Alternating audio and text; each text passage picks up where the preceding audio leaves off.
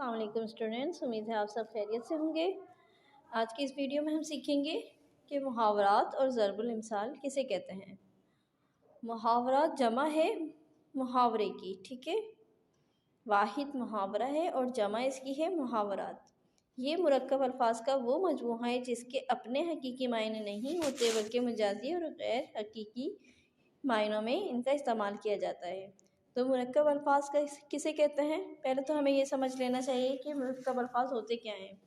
ऐसे अल्फाज जो दो लफ्ज़ों से मिलकर बने हों मुरक्कब अल्फाज कहलाते हैं। जैसे कि खूब और सीरत, ये दो अलग लफ्ज़ हैं मगर जब हम इनको मिलाते हैं तो एक नया लफ्ज़ बन जाता है खूबसूरत। इसी तरह बदसूरत, नेक सीरत, बदसीरत, बेकार, कर आमद, बेचारा, ठीक है। तो ये मुरक्कब अल्फाज, इस तरह के अल्फाज को मुरक्कब अल्फाज कहते हैं, ठीक है। तो ये मुरक्कब अल्फाज का वो मजमूआ होता है जिसके अपने हकीकी मायने इस्तेमाल नहीं होते बल्कि मुजाजी यानी गैर हकीकी मायने में इनका इस्तेमाल होता है। अब यहाँ पर देख लें, एक मिसाल मैं आपके सामने पेश कर रही हूँ। जैसे दिल खट्टा होना, ये एक मुहावरा है। इसका मतलब है बेजार होना, किसी चीज़ से तंग आ जाना। अगर इसके लफ्ज़ी मायने देखे जाएँ तो दिल खट्टा होना, तो दिल तो हमारा खट्टा नहीं होता है ना। तो हकीकत में हम इससे क्या मुराद ले रहे हैं कि हम किसी चीज़ से बेजार हो गए हैं, किसी चीज़ से तंग आ गए हैं। और ज़रबुल इम्साल किसे कहते हैं? ज़रबुल इम्साल बाज़ जुमले किसी मौके पर बोले जाते हैं और बार बार बोले जाते हैं, बार बार इस्तेमाल किए जाते हैं।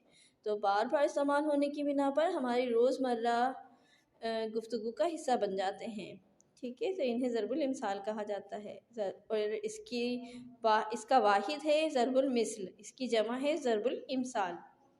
ज़रबुल मिस्ल भी मुहावरे की तरह अपने असली मायने में इस्तेमाल नहीं होती। जैसे चोर की दाढ़ी में तिनका और आबेल मुझे मार, तो चोर की दाढ़ी में तो हमेशा तिनका नहीं होता ना, मगर ये ज़रबुल मिस्ल इस्तेमाल की जाती है कि चोर की दाढ़ी में तिनका। आ बेल मुझे मार, तो इसके लफ्ज़ी मायने हैं कि बेल आए और मुझे मारे, तो मैं ऐसे तो कभी भी नहीं जाऊँगी।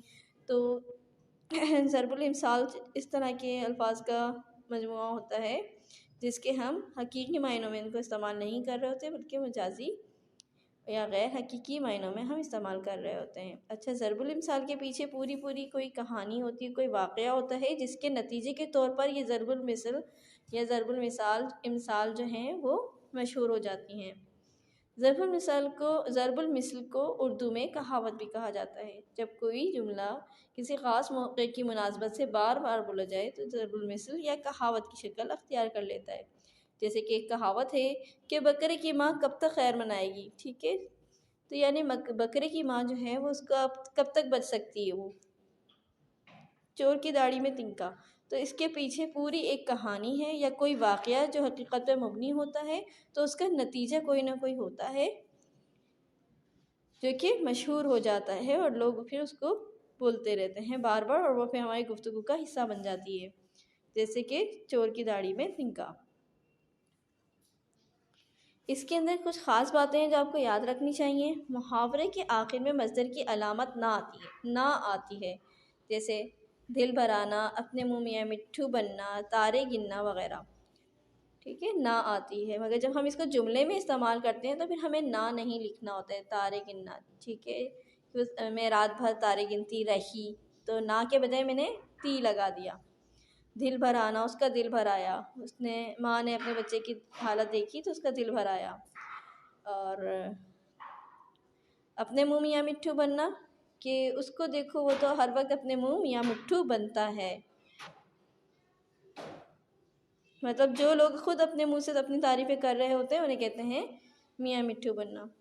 यहाँ पर आप नीचे देखें, एक एक्सरसाइज, एक मश्क दी गई है जिसको आपको ज़रबुल इम्साल को उनके मायनों से मतलब से मिलाना है। तेल देखो और तेल की धार देखो। दूसरा है 5 उंगलियां घी में और सर कढ़ाई में। नाम बड़ा दर्शन छोटे, जिसकी लाठी उसकी भैंस, जैसा करोगे वैसा भरोगे, ठीक है। और यहाँ पे इसके मतलब दिए हुए हैं। मामूली आदमी का ज़्यादा मशहूर होना, दूसरों के लिए जैसा सोचोगे वैसा तुम्हारे साथ होगा। वारे नियारे हो जाना। फिर इसके बाद है पहले मामले को गौर से समझो, ताकतवर की हमेशा जीत होती है। तो अब जिसकी लाठी उसकी भैंस, तो ताकतवर जो चीज़ चाहता है वो हासिल कर लेता है तो ताकतवर की जीत हो जाती है। ये एक मुहावरतन जुमला ज़रबुल मिसाल के तौर पे इस्तेमाल होता है। ठीक है, तेल देखो और तेल की धार देखो, तो पहले ये कहा जाता है कि पहले खूब सोच समझ के मामले की तह तक पहुंच जाओ। पहले मामले को गौर से देखो कि आखिर हो क्या रहा है, होता क्या है, और जल्दबाजी से काम ना लो। तो इसके लिए बोला जाता है तेल देखो और तेल की धार देखो। जैसा करोगे वैसा भरोगे, तो इसका मतलब ये है जैसा आप दूसरों के लिए सोचेंगे वैसा ही आपके साथ होगा। अगर आप किसी दूसरे के लिए गड्ढा खोदेंगे तो पहले खुद ही उसमें गिर जाएंगे। ये सुना होगा ना मुहावरा आपने। इसी तरह यहाँ पर भी है कि जैसा करोगे वैसा भरोगे। आप अगर किसी के लिए अच्छा सोचेंगे तो आपके साथ भी अच्छा होगा, अगर आप बुरा सोचेंगे तो आपके साथ भी बुरा होगा। ठीक है, नाम बड़ा और दर्शन छोटे। दर्शन कहते हैं दीदार को, देखने को, कि नाम तो हमने बहुत बड़ा सुना था और जब देखा मतलब दीदार किया तो वो छोटे निकले। तो एक छोटे से मामूली आदमी का बहुत ज़्यादा मशहूर हो जाना, तो उसे कहते हैं नाम बड़ा और दर्शन छोटा होना। ठीक है, उम्मीद है आपको ये वीडियो समझ में आ गई होगी। इसके अलावा यहाँ पर कुछ एक्सरसाइज दी गई हैं, ये काम आपको अपनी कॉपी पर करना है। जैसे सवाल नंबर 9 में देखिए, दर्जे झैल फहरिस्त से मुहावरे और ज़रबुल इम्साल पहचान कर अलग अलग जगह पर लिखिए, उनका मतलब भी तहरीर करें। अपनी गली में कुत्ता भी शेर होता है, आसमान से बातें करना, बंदर क्या जाने अदरक का स्वाद, आसमान से घिरा खजूर मेट का, मुट्ठी गर्म करना, कान भरना। ठीक है, तो इसमें ये ज़रबुल इम्साल दी गई हैं जिसके मीनिंग मतलब आपको लिखने हैं। अगर कोई चीज़ समझ में ना आए तो आप मुझसे पूछ सकते हैं। ठीक है, मुहावरात आपको ये भी पता है कि मुहावरात जो हैं उनके अल्फाज की तादाद कम होती है, जबकि ज़रबुल इम्साल की तादाद ज़्यादा होती है। उम्मीद है आपको ये काम आपको समझ में आ गया होगा। अल्लाह हाफिज़।